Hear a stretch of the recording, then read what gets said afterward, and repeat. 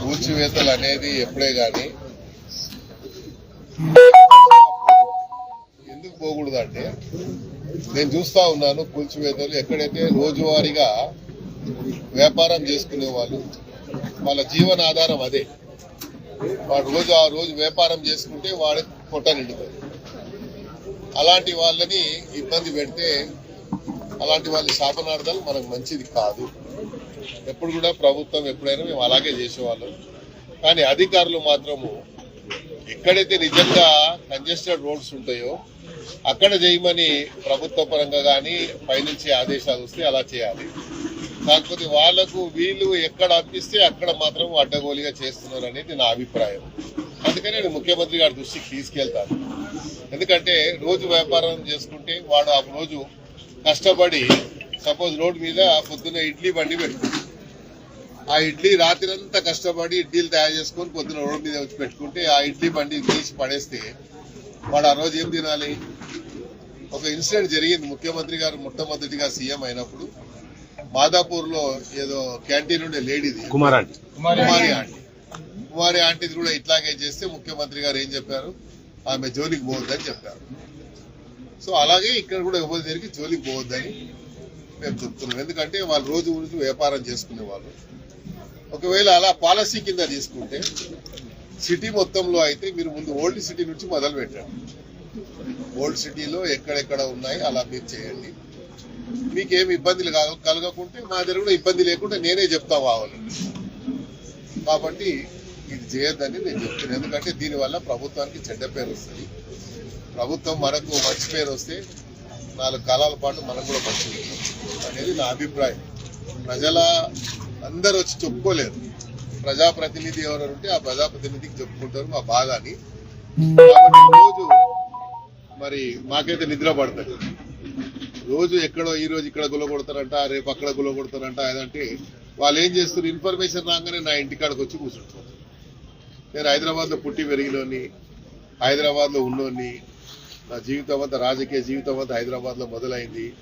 మరి హైదరాబాద్ లో పుట్టి పెరిగిన వాడిగా నా జవాబుదారీగా ఉంటది. పుట్టి నా నియోజకవర్గానికి నేను పరిమితం కాదు. నేను రాష్ట్ర నాయకుడిగా ఎదిగిన వాడిని. హైదరాబాద్ ప్రజలు ఎక్కడ వస్తే కూడా దానమంది తిరిగిపోతే మాకు న్యాయం జరుగుతుందనే ఒక విశ్వాసం. అది కాపాడుకునే బాధ్యత నాకు. మొన్న నేను సికింద్రాబాద్ పార్లమెంట్ పోటీ చేశాను. మరి దగ్గర దాకా వచ్చి నేను కేవలం 30-35 వేల ఓట్లతో ఓడిపోయాను తక్కువ సమయంలో. అంటే ఆ ప్రజలతో ఆ అనుబంధం ఉంది కాబట్టే కదా, ప్రజలతో ఆ సత్సంబంధాలు ఉన్నాయి కాబట్టి నేను ఆ స్థాయి అక్కడ వరకు రాగలిగాను. ఇంకా సమయం ఉంటే నేను తప్పకుండా సీట్ గెలిచేవాడిని. సరే, అది ఓటమి గెలుపు అనేది రాజకీయానికి సహజం. కానీ రాజకీయానికి సంబంధం లేని ఇష్యూ ఇది. పేద ప్రజల యొక్క వారి జీవన ఆధారం మీద ఆధారపడేటువంటి సమస్య కాబట్టి పేద ప్రజల్ని కాపాడతామని మనం పదే పదే చెప్తున్నాం. కాబట్టి మన బాధ్యతగా ఎవరో ఒకరు ప్రభుత్వ పరంగా ఒక బాధ్యత తీసుకోవాలి. కాబట్టి ఇది నా బాధ్యతగా నేను తీసుకుంటాను. మీరు సీరియస్ అయినాక కూడా మళ్ళీ కూల్చివేతలు చేశారు రాత్రి వరకు కూడా.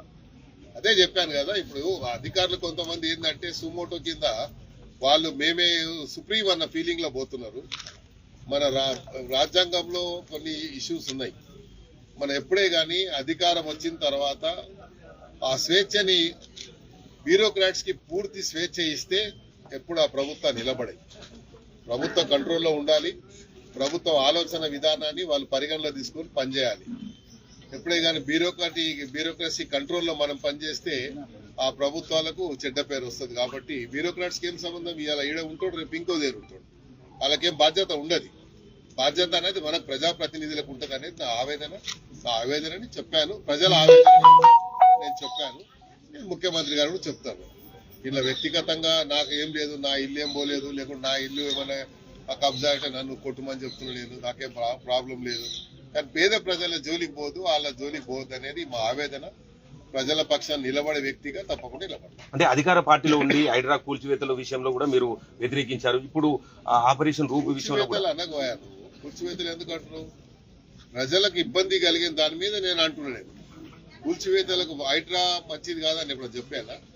హైడ్రా సంస్థ అనేది ఎక్కడైతే చెరువులు కానీ కుంటలు కానీ అన్యాక్రాంతమైనవి అవన్నీ తీయాలనేది ముఖ్యమంత్రి గారి ఆలోచన.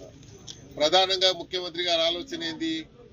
మూసీ నది ప్రక్షాళన జరిగితే హైదరాబాద్ కు ఒక బ్రాండ్ ఇమేజ్ వస్తుంది. అక్కడ మూసీ నది యొక్క ప్రక్షాళన జరిగితే ఒక హిస్టారికల్ ప్లేస్ గా తయారైతుంది. ముందరి నుంచే మూసీ నది అనేది మంచి నీళ్లు ప్రవహించేటువంటి నది. అది దురదృష్టవశాత్తు మెల్లిమెల్లిగా అది పూర్తిగా కాలుషితమై అది మురికి కాలువగా మారిపోయింది. కాబట్టి ఆ మురికి కాలువ వల్ల నల్గొండ జిల్లాకు ఈ కాలువ పోయి ఇక్కడ వచ్చేటువంటి కలుషితమైనటువంటి నీళ్ల వల్ల వాళ్ళ పంటలు నష్టపోతున్నాయని నల్గొండ జిల్లా ప్రజల ఆవేదన. కాబట్టి ఇక్కడ ప్రక్షాళన జరిగితే అక్కడ రైతులకు లాభం జరుగుతుంది, ఇక్కడ హైదరాబాద్ ఇమేజ్ పెరుగుతుంది. ఇక్కడ మూసీ యొక్క ప్రక్షాళన జరగాలని అప్పుడు కేసీఆర్ గారు నిర్ణయించారు. కాబట్టి మూసీ ప్రక్షాళన జరగాలి, బఫర్ జోన్ లో ఉన్న వాళ్ళందరూ కూడా ఎన్నికి పోవాలి అని చెప్పారు. ఎందుకంటే బఫర్ జోన్ లో ఇల్లు కట్టుకుంటే ఆ బఫర్ జోన్ లో వేసిన బోర్వెల్ ఆ కంటామినేటెడ్ వాటర్ మాత్రమే వస్తుంది. వాళ్ళకి నీళ్లు వచ్చినాయని వాళ్ళు అనుకుంటారు. 10 ఫీట్లు దవ్వితే నీళ్లు వస్తాయి, బోర్వెల్లో నీళ్లు వచ్చాయిగా అనుకుంటారు. కానీ అందులో ఉన్న కలుషితాన్ని ఆ ప్రజలు అర్థం చేసుకోలేరు. కాబట్టి ప్రక్షాళన జరగాలని ముఖ్యమంత్రి గారు చెప్పారు. అప్పుడు ముఖ్యమంత్రి గారు చెప్పారు, ఇప్పుడు ముఖ్యమంత్రి గారు చెప్పారు.